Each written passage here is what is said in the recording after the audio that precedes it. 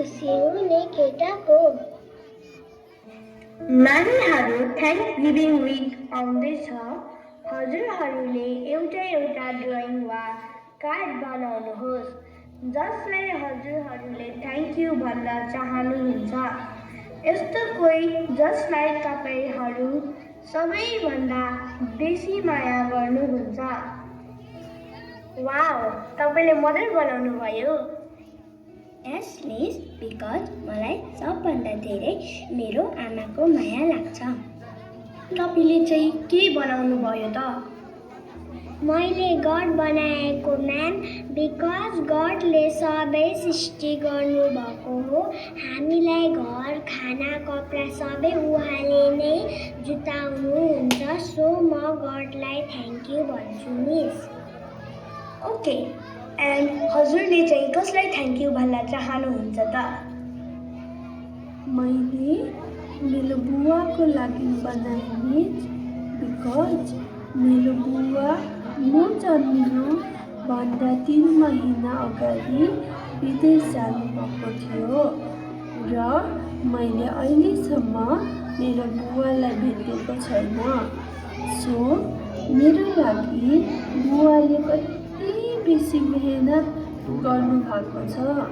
हरेक उहाँको इच्छाहरू सेक्रिफाइस गरेर, त्यही भएर म मेरो बुवालाई थ्याङ्क यू भन्छु मिस।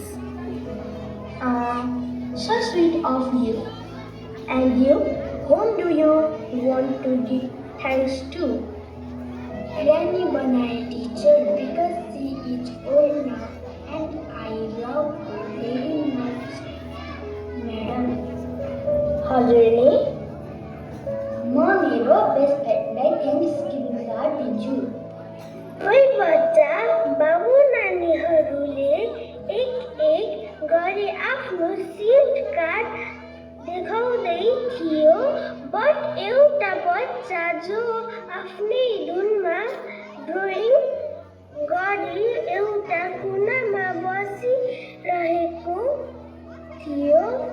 अब हेरौँ उसले के गरेको रहेछ। सम्भा, what are you doing? Show me. हेर त के बनायौ? अरे यो त तिमीले 2वटा ड्रइङ पो गरिन्छौ त। त्यो पनि अनुहार मात्र। एउटा सिटमा एउटा अनुहार र अर्को सिटमा 2वटा अनुहार। Can you please explain who are they? Yes ma'am, यो एउटा भएको अनुहार हजुरको हो, बिकज हजुरको त्यो 2टा मायाको शब्दले सधैँ मलाई मोटिभेट गरेको छ।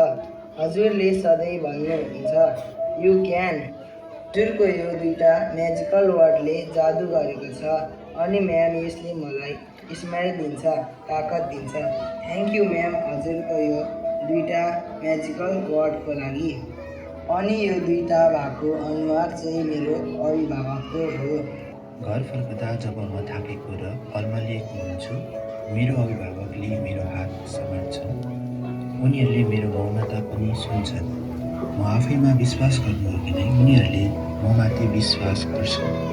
म थाक्दा उनीहरूले आफ्नो सपना रोके ताकि म आफ्नो सपना पुरा गर्न सकूँ। म लड्दा उनीहरूले मलाई दोष दिएनन्, बरु उठ्न सिकाए। शिक्षकले विद्यार्थीलाई ज्ञान दिन्छन्, सोच्ने तरिका सिकाउँछन् र सही बाटो देखाउँछन्। उनीहरूले कक्षा कोठामा सपनाको बिउ रोप्छन् र आत्मविश्वास जगाउँछन्। अभिभावकले त्यही सपनालाई माया, धैर्य र विश्वासले सिँचाइ गर्छन्। घरमा बच्चाले पहिलो पाठ अभिभावकबाटै सिक्छन्। असफल हुँदा हौसला दिने र सफल हुँदा सबैभन्दा बढी खुसी हुने पनि अभिभावक नै हुन्छन्। शिक्षक बिना बच्चाले दिशा पाउँदैन। अभिभावक बिना त्यो दिशामा अघि बढ्ने शक्ति पाउँदैन। शिक्षक दीपक हुन् जसले बाटो उज्यालो बनाउँछन्। अभिभावक आधार हुन् जसले बच्चालाई ढल्न नदी सम्हाल्छन्। त्यसैले विद्यार्थीको उज्जवल भविष्य निर्माणमा शिक्षक र अभिभावक दुवै एकअर्काका पूरक हुन्। दुवैको माया, मार्गदर्शन र सहकार्यले नै बच्चाको जीवन सफल र अर्थपूर्ण बन्छ। नानीहरूको जीवन एउटा सानो बिउ जस्तै हुन्छ। त्यो बिउ बलियो रूप बन्ने कि कमजोर भएर सुक्ने भन्ने कुरा वरिपरिको हेरचाहमा भर पर्छ। त्यही हेरचाह गर्ने दुई सबैभन्दा महत्त्वपूर्ण व्यक्ति हुन् अभिभावक र शिक्षक। अभिभावक नानीको जीवनको पहिलो गुरु हुन्। नानीले पहिलो पटक आमा र बुबा भन्न सिक्छ। पहिलो पटक हेर्न सिक्दा लड्दा उठाउने हात अभिभावककै हुन्छ। नानी रोएको बेला काखमा राखेर ढाडस दिँदै पनि अभिभावक नै हुन्छ। अभिभावकले नानीलाई माया, संस्कार, अनुशासन र जीवनका आधारभूत मूल्यहरू सिकाउनुहुन्छ। नानी असफल हुँदा पनि विश्वास छोड्नुहुन्न। नानी कमजोर हुँदा पनि बलियो बनाउने हिम्मत दिनुहुन्छ। तर जब नानी घरको आँगनबाट बाहिर निस्कन्छ, उसको जीवनमा अर्को उज्यालो दीप बालिन्छ, शिक्षक। शिक्षकले नानीलाई अक्षर चिनाउनुहुन्छ, सपना देख्न सिकाउनुहुन्छ, आफ्नो क्षमतामा विश्वास गर्न सिकाउनुहुन्छ। शिक्षकले केवल किताबको ज्ञान मात्र होइन, सही र गलत छुट्याउने बुद्धि दिनुहुन्छ। नानी चुप लाग्दा पनि उसको मन पढ्न खोज्नुहुन्छ। कहिलेकाहीँ आमा बुवा भन्दा कडा देखिनुहुन्छ, तर त्यो कठोरतामा पनि नानीको भविष्य राम्रो होस् भन्ने चाहनाबाट जन्मिएको हुन्छ। अभिभावक र शिक्षक एकअर्काका प्रतिस्पर्धी होइनन्, उनीहरू एकअर्काका सहयात्री हुन्। अभिभावक बिना शिक्षकको प्रयास अधुरो हुन्छ र शिक्षक बिना अभिभावकको सपना अपुरो हुन्छ। अभिभावकले घरमा रोपेको संस्कारको बिउलाई शिक्षकले विद्यालयमा पानी हालेर हुर्काउनुहुन्छ। शिक्षकले देखाएको बाटोमा अभिभावकले हात समातेर नानीहरूलाई हिँडाउनुहुन्छ। नानीहरूको जीवनमा यी दुवैको भूमिका बराबरको छ। एकले जीवन दिनुहुन्छ, अर्कोले जीवनको दिशा दिनुहुन्छ।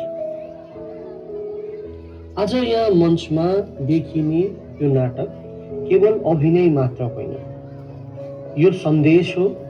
यदि हामीले नानीहरूको भविष्य उज्यालो देख्न चाहन्छौँ भने अभिभावक र शिक्षक दुवैले हातमेलो गर्नै पर्छ। नानीहरू हाम्रो आज होइन, भोलि हुन्।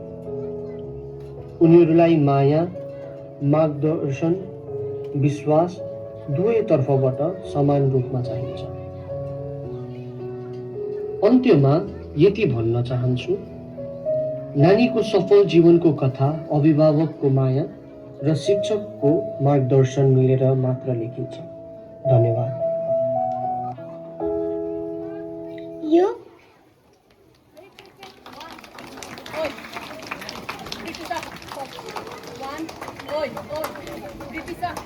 One, two, three. Okay, go. Boom, boom.